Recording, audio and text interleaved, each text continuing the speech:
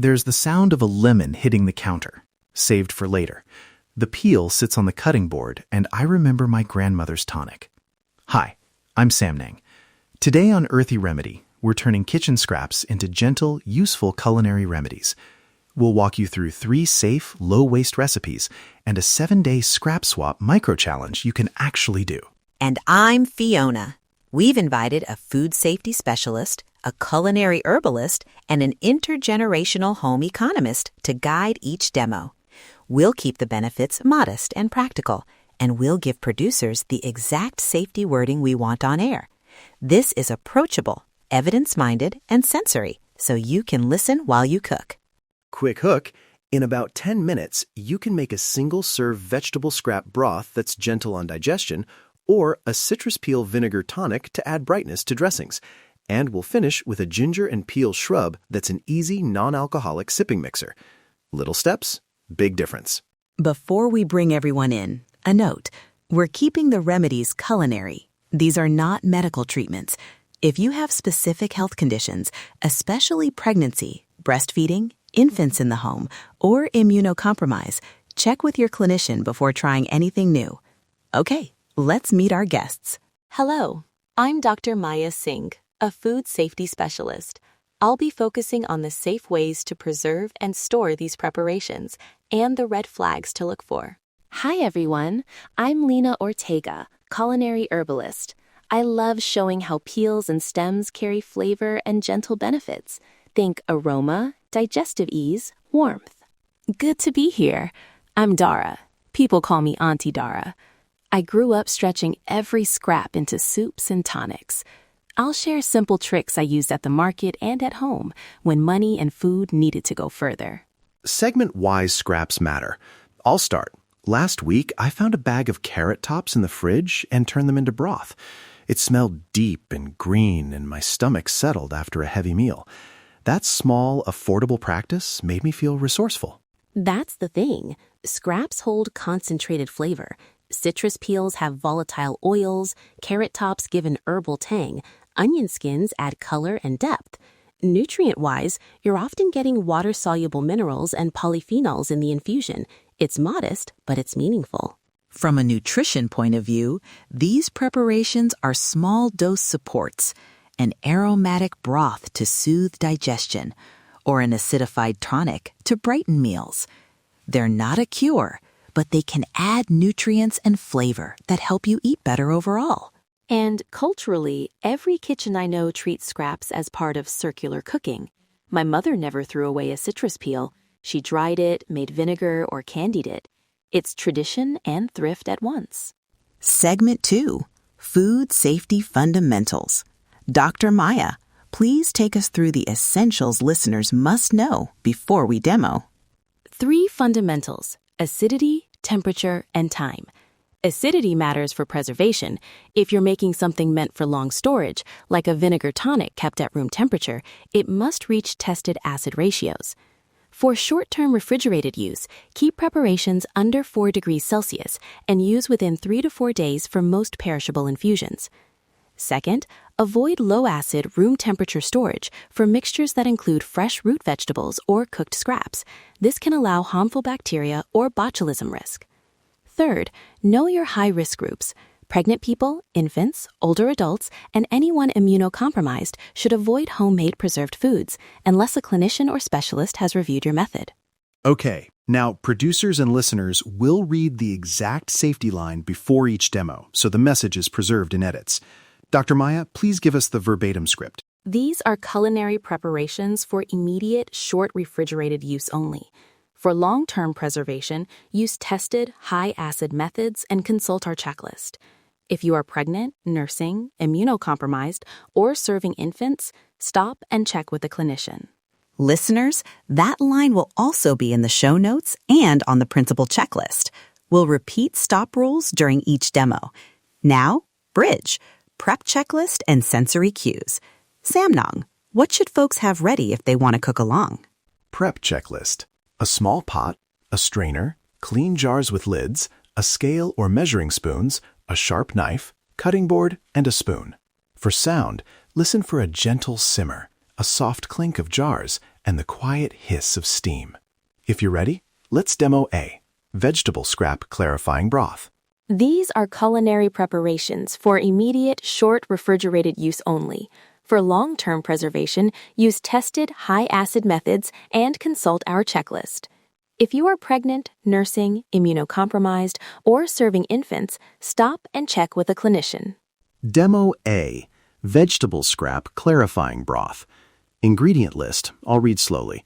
4 cups water, about 2 cups mixed vegetable scraps, carrot peels, onion ends, celery leaves, mushroom stems, not bitter brassicas like raw broccoli stems in large amounts, 1 bay leaf, a small piece of ginger if you like, a teaspoon of salt. Notes on scraps. Choose clean, recently used peels, no slimy or moldy bits. Avoid raw potato peels that have green patches. If a scrap smells off, compost it. These scraps are for flavor more than nutrition. Think gentle, clarifying broth that aids digestion. Equipment, small pot, strainer, jar for storing. Step by step. Step 1, put 4 cups of water in the pot. Step 2, add your 2 cups of acceptable scraps. Step 3, bring to a gentle boil, then lower to a simmer and skim foam that rises for the first 2 minutes. Simmer gently for 20 to 30 minutes. Step 4, strain into a clean jar and cool quickly. Step 5, refrigerate immediately and use within 3 days, or freeze in single-serve portions for up to 3 months. If it smells sour or has visible changes, discard. My tip, label the jar with the date you made it. I use masking tape and a marker. Write today's date and the word broth. If you're freezing, flatten small zip bags so they thaw faster. A couple quick science notes. Simmering extracts water-soluble flavors and some minerals. You won't get high levels of fat-soluble nutrients from peels, but this broth supports hydration and gentle digestion after heavy meals. Keep expectations modest. Segment 4, Demo B, citrus peel vinegar tonic. Dr. Maya, read our safety script one more time before we start the vinegar method. These are culinary preparations for immediate, short refrigerated use only. For long-term preservation, use tested high-acid methods and consult our checklist. If you are pregnant, nursing, immunocompromised, or serving infants, stop and check with a clinician. Okay. Ingredient list for a cold infusion citrus peel vinegar tonic. Clean, pesticide-free citrus peels, about 1 cup packed. 2 cups white vinegar or apple cider vinegar with at least 5% acidity, and optionally a strip of fresh ginger or a sprig of rosemary for flavor. Important note about acid. Store-bought vinegar is labeled with acidity. For a safe cold infusion that you'll keep refrigerated and use within a week, using vinegar with at least 5% acidity is standard. If you want a room temperature preserved infusion for longer storage, you need tested canning-style acidification. Don't improvise at home. Steps. Step 1, place your peels in a clean jar. Step 2, pour 2 cups of vinegar over the peels so they're fully submerged. Step 3, seal and refrigerate for 24 to 72 hours for infusion. Step 4, strain into a clean bottle and label with the date. Keep refrigerated and use within 7 days for culinary uses like dressings and marinades. If the liquid becomes cloudy unexpectedly or smells fermented beyond the vinegar tang, discard. A reminder, cold infusions left at room temperature can develop unwanted microbes if acidity and sanitation are not ensured.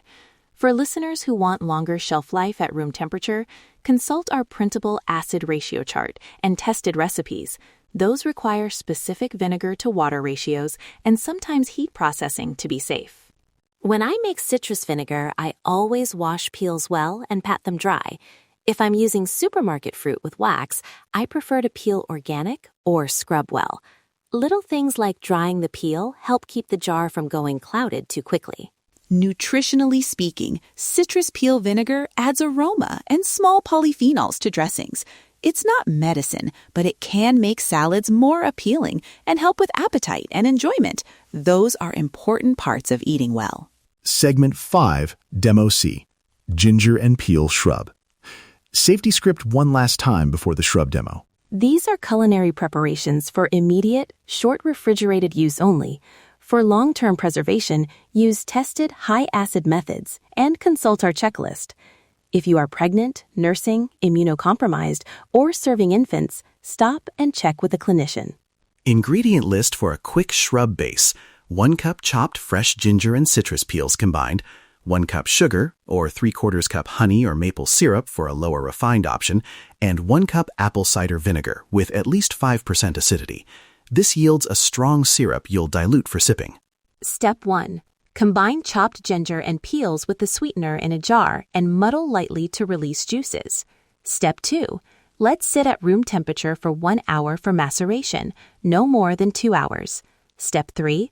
Add 1 cup vinegar, stir, then refrigerate and steep 12 to 24 hours. Step 4. Strain and label. Dilution math. A safe tasting sip is about 1 part shrub to 4 or 5 parts water or soda. For a milder flavor, start at 1 to 8.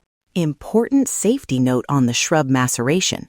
Because this uses sweetener and fresh root, keep the initial maceration short and move to refrigeration after adding vinegar.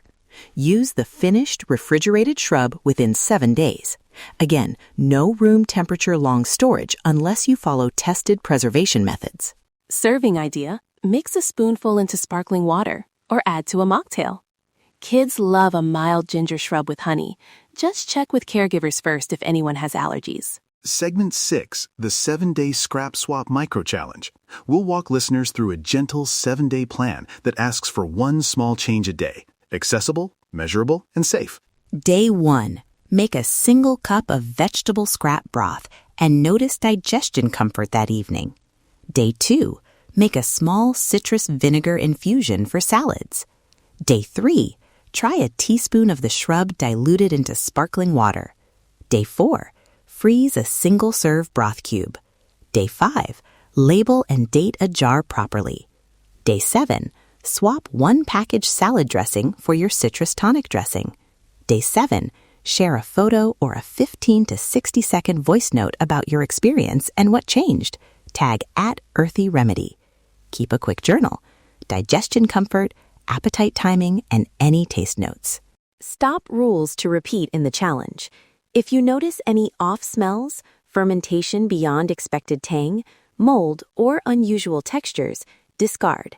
If you are pregnant, nursing, immunocompromised, or serving infants, pause and consult a clinician before participating. If you feel unwell after tasting, stop and seek medical advice. When you taste the shrub, notice the aroma first. Breathe in, feel it lift your mood, and then sip. Small rituals like that make this feel like care, not a chore. Write 1 sentence about how it tasted, 1 sentence about how your belly felt later, and 1 small thing you did differently. That's it. Tiny data, big insight. Segment 7, labeling, sourcing, and cross-cultural tips. Quick labeling best practices. Always include item, date made, and a use-by date. For refrigerated items like these, use 3 days for fresh broth, 7 days for refrigerated infusions and shrubs, and freeze for longer storage with a clear thaw-by date. Sourcing tips. If you can, choose organic citrus for peels or scrub conventionally grown fruit thoroughly. For low-cost options, buy imperfect or bulk produce and save peels and stems. Compost anything visibly spoiled or moldy. Don't attempt to salvage it. Cross-cultural note. Many traditions use simmered broths, vinegars, and shrubs as daily tonics. These are culinary and ritual practices. Honor those roots and adapt them to your own kitchen rhythms. Reflection and encouragement. Start small.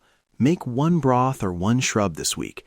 Notice the sensory shifts, the aroma, the warmth, the satisfaction of using something you'd otherwise toss. You've got this. We'll print printable safety checklists, exact acid ratio charts, freezer label templates, and producer notes in the show notes.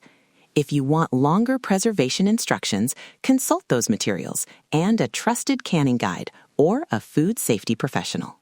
Try 1 remedy this week and post a photo or a 15 to 60-second voice note tagging @EarthyRemedy. Download the printable checklist and recipe cards in our show notes. Those keep the safety details crystal clear. We'll pick a few favorites to feature next episode. Thank you for listening. If you try something, don't worry about perfection. Just notice what works for you. And if a recipe doesn't suit you, adapt it. Swap sweetener or skip the ginger. Make it yours. Final safety reminder. When in doubt, throw it out. Food safety is about caution.